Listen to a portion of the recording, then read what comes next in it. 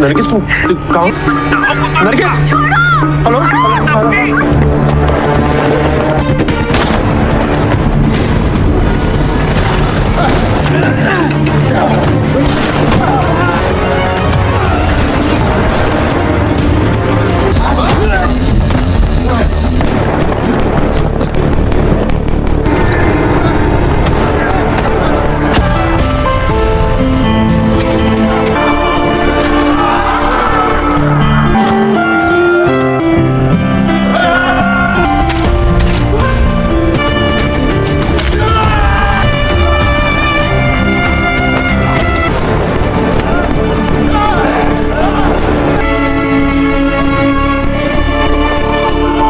Hai guys, selamat datang di Alur Film. Di sini Mimin akan menceritakan film yang berjudul Khuda Hafiz.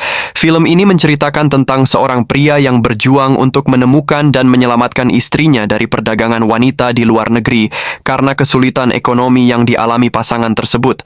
Sang istri pun harus bekerja di luar negeri, namun ternyata ia pun diculik dan dijadikan PSK.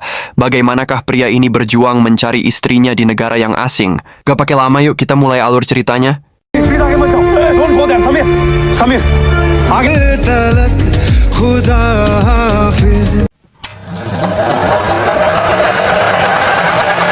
Film ini diawali dengan memperlihatkan seorang pria yang bernama Samir. Ia pun sedang ditahan di kedutaan India di sebuah negara asing. Oke, kita kembali dulu ke beberapa bulan yang lalu. Samir yang akan dijodohkan ini seketika terpana dengan pandangan pertamanya, melihat seorang wanita cantik yang bernama Nargis. Ia pun dibawa keluar dan diperkenalkan dengan kedua orang tua Samir. Dengan tersenyum malu, Nargis pun mengenalkan dirinya. Ibunya Nargis pun meminta mereka untuk pergi ke taman agar bisa mengobrol berdua. Setelah berbincang panjang lebar dan memantapkan hati, mereka pun akhirnya menjalin hubungan dan semakin dekat setelah yakin kalau Nargis ini adalah belahan hatinya.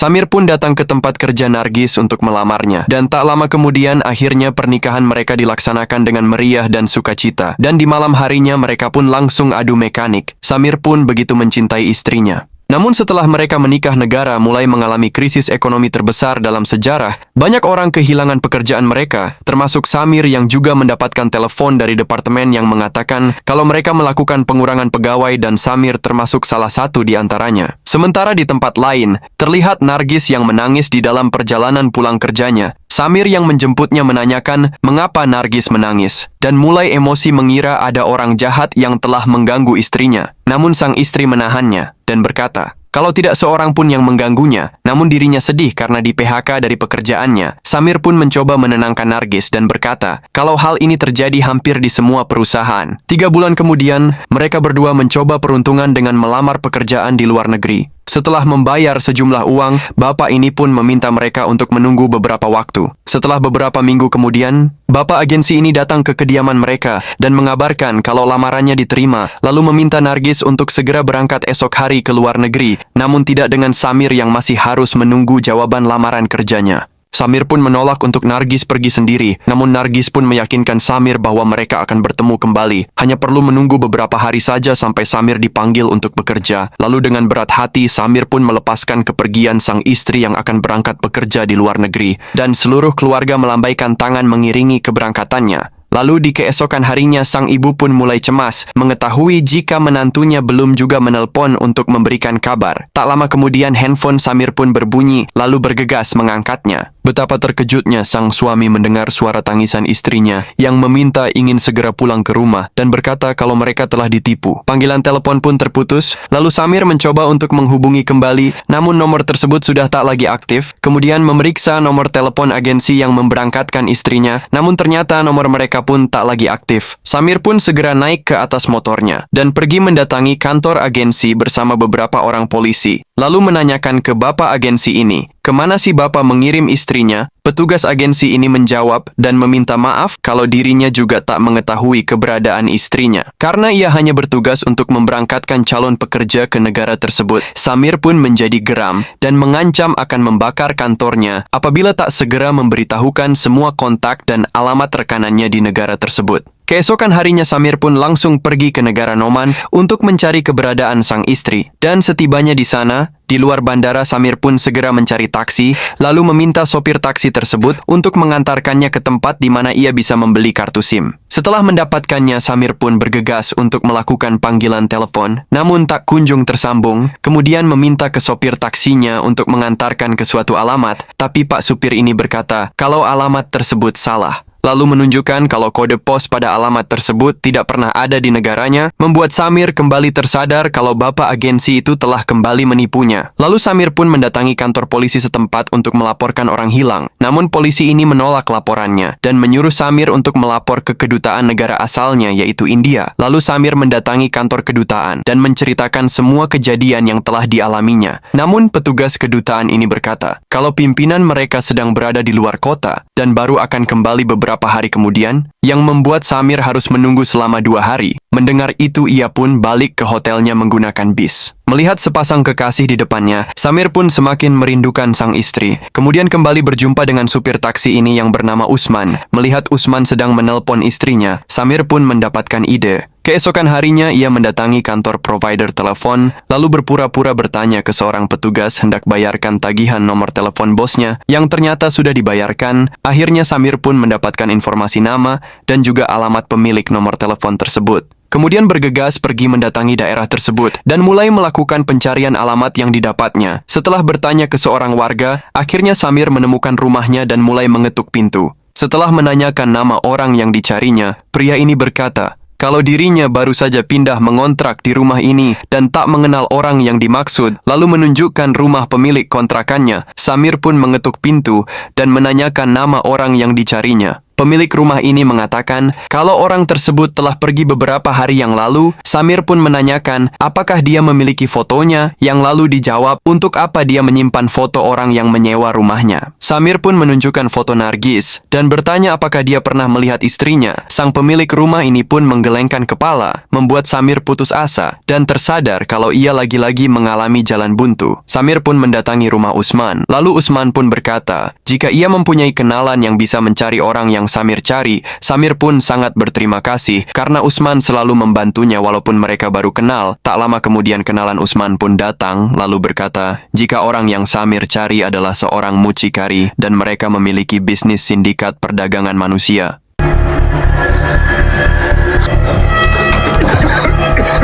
Samir pun memohon kepada Usman untuk membantunya mencari sang istri. Keesokan harinya mereka pun mendatangi tempat prostitusi untuk melakukan pencarian Nargis, lalu berpura-pura sebagai calon pelanggan dan mulai mencari wajah istrinya pada foto katalog yang telah disiapkan oleh mereka. Karena tak menemukannya, mereka pun menolaknya, lalu pergi. Kemudian mereka melanjutkan ke tempat prostitusi yang lebih elit, lalu masuk ke sana dan menemukan banyak wanita asing di sana, lalu meminta bertemu dengan pemiliknya. Di lantai atas, Usman pun berkata jika ia membawa seorang turis bersamanya, lalu mucikari ini menyerahkan foto album untuk memilih wanita yang diinginkan. Samir pun mulai melakukan pencarian foto istrinya dan betapa terkejutnya dirinya ketika ia melihat foto wajah istri yang dicintainya ada di album tersebut, yang seketika membuat tangannya bergetar menahan amarahnya. Usman pun segera memberitahukan ke mucikari ini wanita yang turisnya inginkan, lalu mucikari ini memerintahkan orangnya untuk memeriksanya. Tak lama kemudian anak buahnya kembali dan berbisik,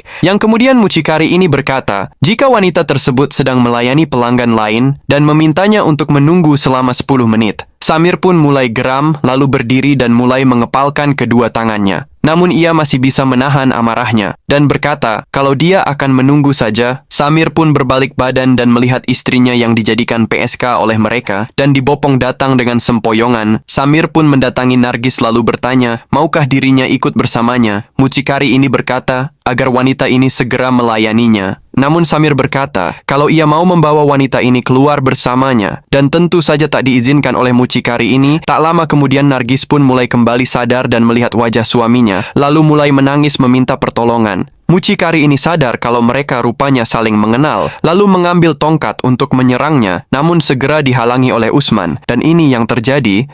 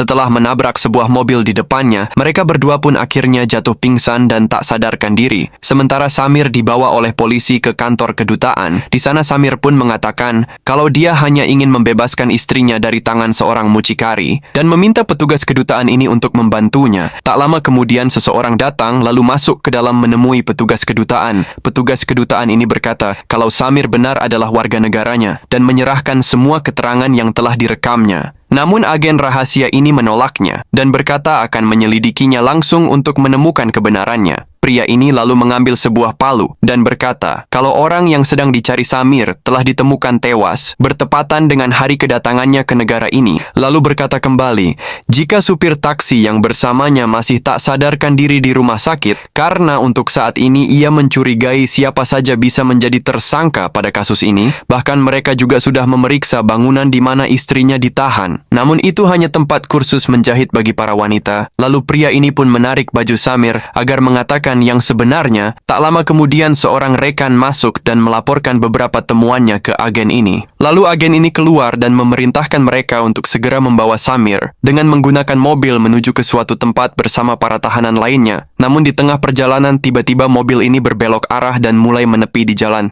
Lalu petugas mengeluarkan semua tahanan dan membariskan mereka di tepi jalan. Agen ini turun dari mobilnya dan meletakkan pistol di atas kap mobilnya. Kemudian semua petugas juga meletakkan senjatanya. Setelah membasuh tangannya, agen rahasia ini memakai kopiahnya dan mulai melakukan salat berjamaah. Sementara Samir melihat pistol di atas kap mobil dan mulai memikirkan sesuatu. Lalu tiba-tiba Samir pun maju mendatangi mobil dan mengambil pistol tersebut. Melihat itu, agen ini pun terkejut dan meminta Samir untuk meletakkan pistolnya. Namun Samir pun menembak agen itu, lalu seorang petugas lainnya muncul dari belakang, yang kemudian langsung menembak Samir, membuat tubuhnya langsung terjatuh ke tanah dan terbaring lemas. Saat menunggu ajalnya datang, istrinya pun datang berbisik memanggil namanya. Lalu kemudian Samir pun kembali tersadar dan mengurungkan niatnya itu. Setelah para petugas ini selesai dengan ibadahnya, agen ini mendatangi Samir lalu berkata, kalau mulai sekarang kasusnya akan diselidiki secara rahasia dan departemennya lah yang bertanggung jawab mulai sekarang, lalu ngajak Samir pergi bersamanya. Sesampainya di markas pusat, pimpinan mereka memerintahkan agen itu yang bernama Faiz dan rekannya Tamina untuk menangani kasus ini dan berkata ke petugas kedutaan India, jika mereka akan membantu warganya untuk menemukan Nargis. Samir pun menceritakan semua detail kejadian kepada para agen ini, lalu bergegas pergi ke bandara untuk memeriksa rekaman CCTV di sana. Dan di rekaman itu mereka melihat Nargis tiba, lalu dijemput oleh seorang berkepala botak. Setelah melakukan penyelidikan mendalam, akhirnya mereka menemukan bahwa orang itu adalah pimpinan agen modeling yang bernama Izak dan menemukan profilnya sama dengan bukti CCTV yang mereka miliki. Sementara di tempat lain, sang istri pun sedang dibawa ke suatu tempat bersama para wanita lainnya untuk dipindahkan. Penjahat botak ini pun mendapatkan telepon dari seseorang yang menginfokan kepadanya kalau polisi sudah mengetahui jika dirinya lah yang menculik para wanita itu. Yang segera penjahat botak ini menelpon si mucikari yang merupakan anak buahnya, lalu memerintahkan mereka untuk menghabisi Nargis. Samir pun dihubungi oleh agen ini untuk mendatangi TKP kecelakaan, dan sesampainya di sana,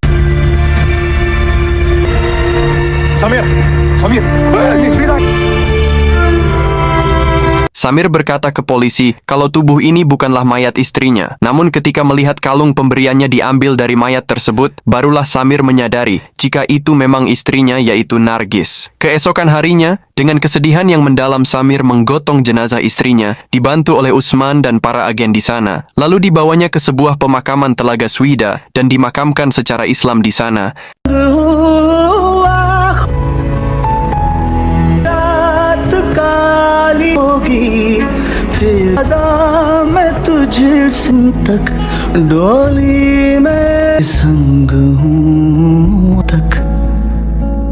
Agen Faiz mencoba menenangkan Samir, lalu mengajaknya pergi untuk mengantarkan Samir ke bandara agar kembali ke negaranya. Setelah memberikan tiket, Agen Faiz berjanji kepada Samir kalau negaranya akan memberikan keadilan dan terus mengejar pelaku pembunuh istrinya. Sementara di tempat lain, Agen Tamina mendapatkan laporan otopsi mayat Nargis. Melihat laporannya, ia pun terkejut dan segera mencoba menghubungi Samir, lalu menyusulnya ke bandara sembari menelpon petugas bandara agar mereka menahan penerbangan yang akan membawa Samir kembali ke negaranya. Namun ternyata Samir di sana memiliki rencana lain. Ia pun berencana akan balas dendam, lalu sembunyi-sembunyi keluar dari bandara menghindari para agen di sana. Sesampainya di luar, Samir pun segera membuka baterai handphone agar tak terlacak lalu pergi. Para agen ini menghadap ke pimpinan mereka dan mengatakan jika yang mereka temukan kemarin tidaklah cocok dengan Nargis dan juga melaporkan kalau Samir tidaklah kembali ke negaranya. Sementara Samir berada di sebuah warnet untuk mendaftarkan akun palsu, berpura-pura dirinya sebagai seorang model cantik yang daftar ke agen modeling milik penjahat botak itu untuk mengincar dan menemukan mereka. Para agen segera bergerak mendatangi kediaman Usman yang merupakan orang satu-satunya yang dikenal Samir di negara ini, namun tak menemukannya. Sementara Samir sedang membeli sebuah pistol ditemani Usman. Mereka pun membelinya dari seorang pedagang senjata. Dan ketika selesai membeli senjata, Samir pun mendapatkan pesan singkat dari agen modeling itu. Lalu berkata kepada Usman kalau targetnya telah memakan umpannya dan akan pergi besok pagi untuk menemui mereka. Samir pun berterima kasih atas semua bantuan Usman dan memintanya untuk menguburkan dirinya jika terjadi sesuatu.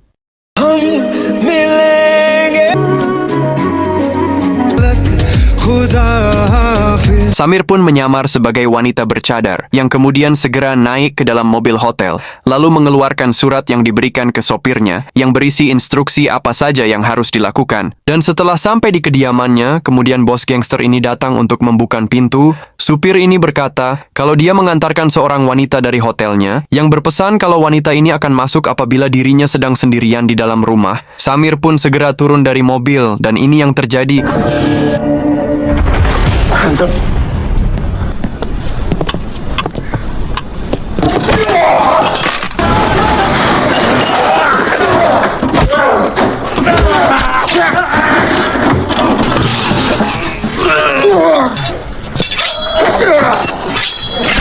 Setelah mengalahkan penjahat botak ini, Samir pun meletakkan botol bensin dan korek di dekatnya, lalu menunjukkan foto Nargis kepadanya dan berkata jika ia datang kemari untuk balaskan dendam atas kematian istrinya. Namun penjahat botak ini berkata jika Nargis masih hidup dan masih ditahan bersama mereka, tapi Samir tak percaya dan akan menghabisinya.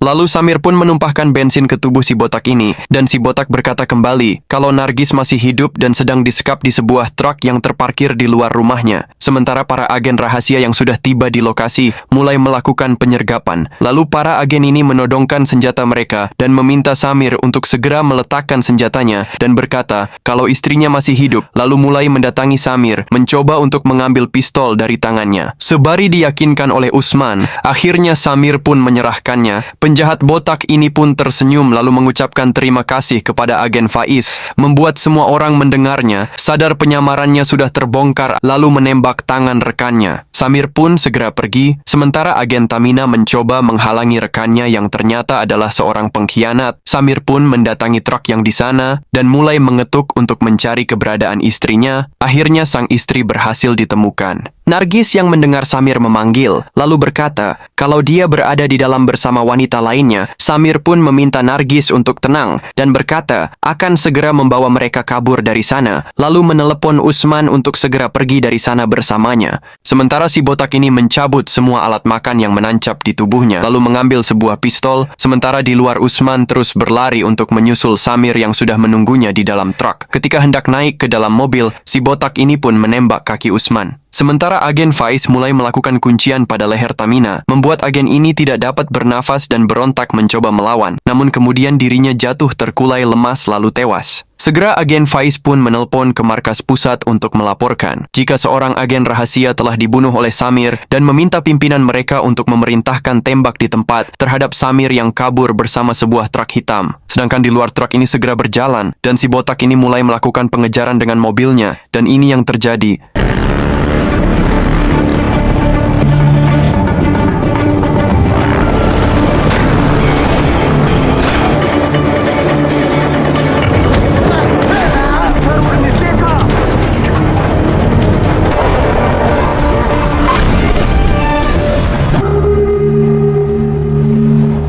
Sementara agen Faiz mendatangi suatu tempat yang dijaga ketat dan menemui seseorang yang merupakan atasan tertingginya, lalu melaporkan kalau si botak telah membocorkan penyamarannya, membuatnya harus membunuh salah seorang rekannya sendiri. Namun salah seorang intel rekannya rupanya sedang mengamati mereka dari kejauhan dan segera melaporkan apa yang ditemukannya ke markas pusat. Sementara truk hitam yang membawa para wanita ini melaju kencang di jalan raya dan polisi di sana mengejar truk tersebut.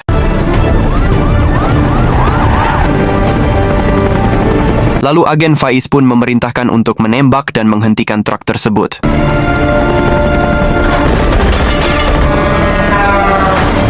Seorang petugas melaporkan ke komandan kalau agen Faiz telah memerintahkan tembak di tempat kepada Samir. Komandan ini pun sangat geram dengan apa yang diperbuat anak buahnya karena telah berkhianat kepada mereka. Semua pasukan segera keluar dari markas pusat untuk menyambut truk tersebut yang akan mendatangi mereka. Ketika pintu mobil dibuka, Samir pun meminta para pasukan untuk tidak menembaknya dan meminta bertemu dengan komandan mereka, yang kemudian Samir pun dibawa ke dalam, namun dirinya dihentikan oleh agen Faiz dan terus memfitnah Samir. Lalu berkata kalau Samir telah membunuh salah satu agen dan saat akan menembak, tiba-tiba pistolnya pun ada yang menembak. Ternyata itu adalah tembakan dari ajudan komandan, yang kemudian komandan ini berkata kalau dirinya telah merasa malu terhadap agen Faiz dan jijik dengan sandiwaranya. Samir pun sudah sangat geram lalu berdiri dan mulai memukul si pengkhianat ini.